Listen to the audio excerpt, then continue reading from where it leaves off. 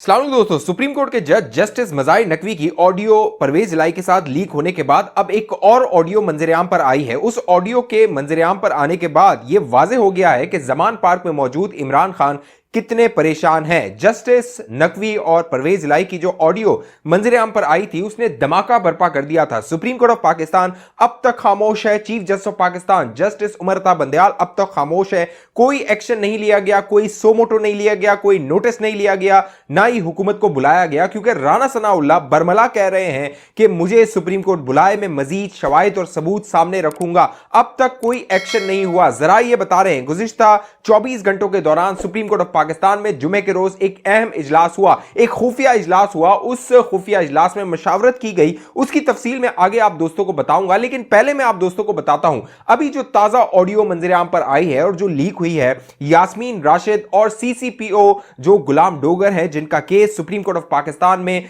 समात हो रहा था। बकायदा 3 रुकनी बेंच बनाया गया था, जिनके बारे में कहा जाता है ये तीनों जजेस, जिसमें जस्टिस एजाजुल एहसन, जस्टिस मुनीब अख्तर और जस्टिस नकवी जो है, जिनकी ऑडियो लीक हुई है, ये तीनों जो है वो उस केस की समाअत कर रहे थे और इन्होंने ऑर्डर जारी किए थे कि साबिक सीसीपीओ लाहौर गुलाम डोगर को बहाल कर दिया जाए। अब जो गुलाम डोगर हैं उनकी बहाली के हवाले से यास्मीन राशिद जो तहरीक इंसाफ की सरकर्दा रहनुमा है, उनकी और गुलाम डोगर की एक ऑडियो मंजरेआम पर आई है, लीक हुई है। उस ऑडियो के अगर मंदरजात को देखा जाए, उस ऑडियो को सुना जाए, तो आपको साफ पता चलता है कि लाहौर में जमान पार्क में मौजूद इमरान खान किसी सूरत भी सीसीपीओ लाहौर गुलाम डोगर को वापस लाहौर लाना चाहते हैं, क्योंकि इस ऑडियो में बकायदा यास्मीन राशिद साहिबा गुलाम डोगर को कह रही हैं कि कोई चंगी खबर दसो।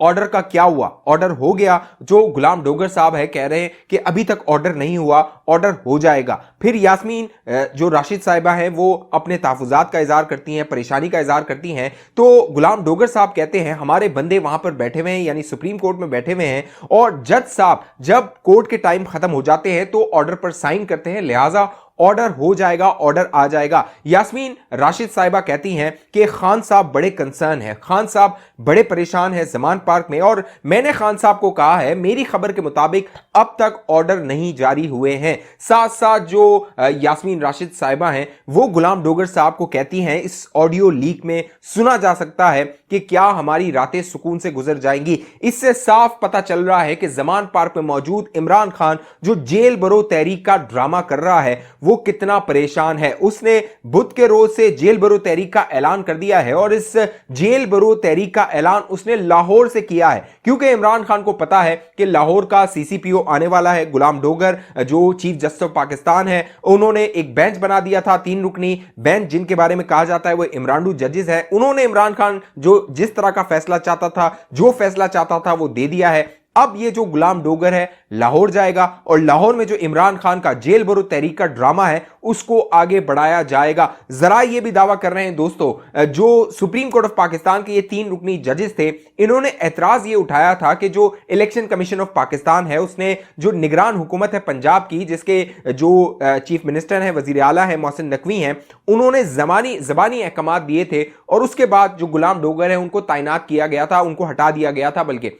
अब दोस्तों जरा ये बता रहे हैं कि अब रिटर्न में जो निगरान वजीर आला है वो ऑर्डर दे सकते हैं इलेक्शन कमीशन ऑफ पाकिस्तान को, और गुलाम डोगर को लाहौर से हटाया जा सकता है। जब गुलाम डोगर को हटाया जाएगा तो तहरीक इंसाफ की तरफ से जो मंसूबा बनाया गया है वो ये है कि सुप्रीम कोर्ट ऑफ पाकिस्तान के ऑर्डर की खिलाफ वर्जी की गई है। ये वावेला आप आने वाले 48 घंटों में सुनने वाले हैं तहरीक इंसाफ की जानिब से। साथ साथ दोस्तों इस ऑडियो के मंजरेआम पर आने के बाद जो पहले एक ऑडियो मंजरेआम पर आई थी जस्टिस मज़ाहिर नकवी की और परवेज इलाही की, उस हवाले से अब खबरें ये आ रही हैं कि जो नकवी साहब हैं इनको लाहौर हाई कोर्ट से सुप्रीम कोर्ट पहुंचाने में जो जनरल फैज हमीद साहब थे, साबिक डीजी ISI, उन्होंने कलीदी और अहम किरदार अदा किया था। जस्टिस मज़ाहिर नकवी और जनरल फैज हमीद के ताल्लुकात रहे हैं, और अब जो कुछ हो रहा है इमरान खान के हक में, जो कुछ किया जा रहा है, बज़ाहिर लगता यह है कि उसकी मंसूबाबंदी बहुत पहले कर दी गई थी, और जनरल फैज हमीद की जो बाक़ियात हैं वो इमरान खान को तहफ़्फ़ुज़ देना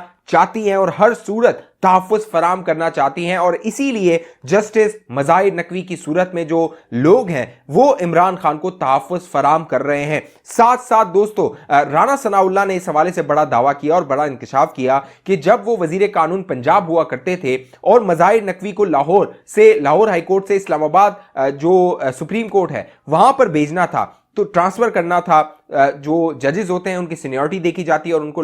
लाहौर हाई कोर्ट से या किसी भी हाई कोर्ट से सुप्रीम कोर्ट के जज बना दिया जाता है। तो राना सनाउल्लाह ने दावा किया कि जनरल फैज हमीद जो कि उस वक्त डीजी आईएसआई हुआ करते थे या फिर वो डीजीसी हुआ करते थे,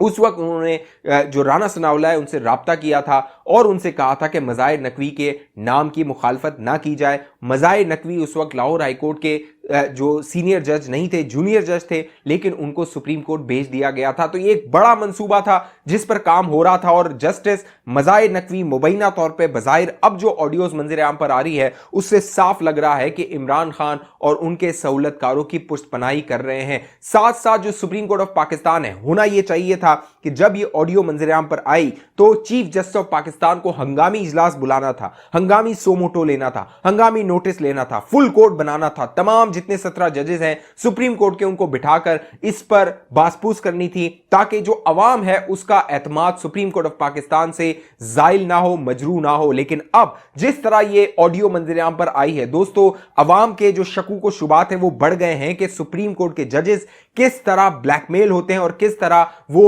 फैसले करते हैं, किस तरह पहले फैसले फोन पे तय कर लिए जाते हैं और फिर वो ऑर्डर जारी कर दिए जाते हैं। और गुलाम डोगर का जो मामला है ये टेस्ट केस है, ये एक प्राइम एग्जाम्पल है जिस तरह इसमें पहले 2 रुकनी बेंच समाअत कर रहा था, फिर इस बेंच में जस्टिस मुनीब अख्तर को शामिल किया गया, फिर ये 3 रुकनी बेंच मुकम्मल हो गया, फिर इस 3 रुकनी बेंच ने एक फैसला जारी किया और इलेक्शन कमीशन ऑफ पाकिस्तान को मोहलत दिए बगैर, उनका मौकिफ सुने बगैर डिटेल में तफसील से एक फैसला जारी कर दिया क्योंकि इमरान खान चाहता था कि गुलाम डोगर को सीसीपीओ लाहौर के तौर पर बहाल कर दिया जाए। साथ साथ दोस्तों अब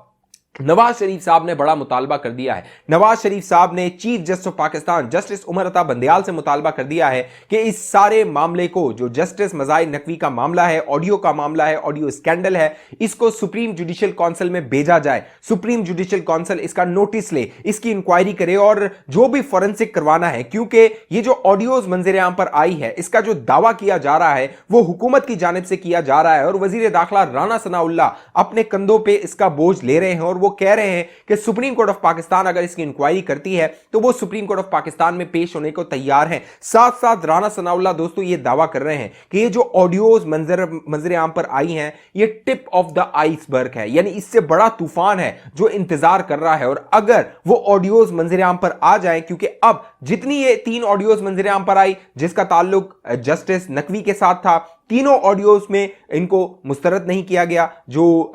वजीर आला पंजाब थे साबिक परवेज इलाही, उन्होंने इसको तस्लीम किया कि ये इनकी ऑडियो है लेकिन इसको तोड़ मरोड़ के पेश किया गया है। जो आबिद जुबैरी साहब थे सुप्रीम कोर्ट बार एसोसिएशन के सरबराह, उन्होंने इसको एक्सेप्ट किया कि ऑडियो उन्हीं की है लेकिन इसको तोड़ मरोड़ के पेश किया गया है। लेकिन जो जज साहब हैं, जज साहब की जो ऑडियो है उस हवाले से फॉरेंसिक होना चाहिए और इस बात की या तो तरदीद आनी चाहिए सुप्रीम कोर्ट ऑफ पाकिस्तान की जानिब से या जस्टिस मज़ाहिर नकवी को इसकी तरदीद करनी चाहिए कि ये उनकी ऑडियो नहीं है। अब तक की खामोशी इस बात को तस्लीम करने के मुतरादिफ है कि सुप्रीम कोर्ट ऑफ पाकिस्तान इस बात को तस्लीम कर रही है कि सुप्रीम कोर्ट ऑफ पाकिस्तान में बैठा हुआ एक जज कॉम्प्रोमाइज्ड है, वो फोन पे मर्जी के फैसले करता है, वो अब रंगे हाथों पकड़ा गया है। अब जरा ये बता रहे हैं जो जस्टिस नकवी हैं, गुज़िश्ता समात में जब ये सीसीपीओ लाहौर के हवाले से समात हो रही थी, इस ऑडियो के मंजर आम पर आने के बाद वो ठंडे नजर आ रहे थे अदालत में जब ये 3 रुकनी इमरानडू जजेस मुबैना तौर पर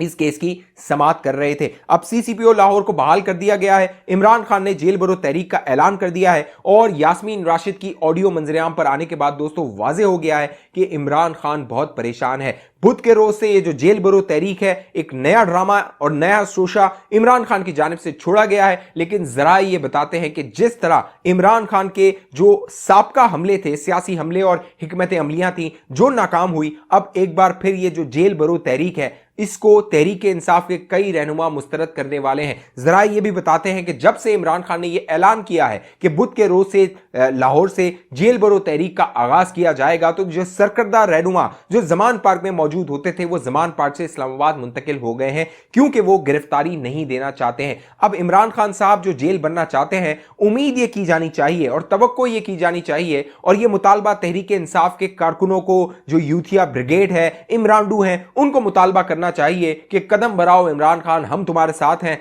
आप पहले आगे आगे जेल में जाएं, हम आपके पीछे पीछे जेल में आएंगे। लेकिन इमरान खान दूसरे के बच्चों को जेल में जो है वो रखना चाहता है। अपने जो 3 बच्चे हैं, 2 लड़के और 1 लड़की, जिसको वो तस्लीम नहीं करता, उसको लंदन में पालना चाहता है, उनको वो जेल की सलाखों के पीछे नहीं डालना चाहता है। कम से कम जो बुशरा बीबी के बच्चे हैं उन्हीं को पहले जेल की जो हवा खिलवा दीजिए, जेल भरो तहरीक में उनको आगे कर दिया जाए, ताकि जो उंगली कटा के जो अपने शहीदों में नाम लिखवाना चाहते हैं वो भी मामला आगे बढ़ जाए। इस हवाले से आप दोस्तों की जो भी राय है मेरे दोस्तों नीचे जरूर कमेंट कीजिए। क्या आपको लगता है इमरान खान का ये जो नया ड्रामा है जेल भरो तहरीक का, ये दोबारा कामयाब होगा या ये भी फ्लॉप हो जाएगा? नीचे अपना कमेंट जरूर दीजिए। कहां से आप ये वीडियो देख रहे हैं, किस शहर से, उसका नाम जरूर लिखिए, अपना नाम जरूर लिखिए। अगली वीडियो तक मुझे इजाजत दीजिए, अपना ख्याल रखिएगा। पाकिस्तान जिंदाबाद।